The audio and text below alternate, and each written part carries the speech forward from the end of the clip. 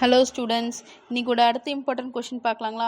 புகழெனில் உயிரும் கொடுக்குவர், பழியெனின் உலகுடன் பெறனும் கொள்ளர் என்ற புறநானூற்று பாடலை பாடிய புலவர் யார்? ஏ.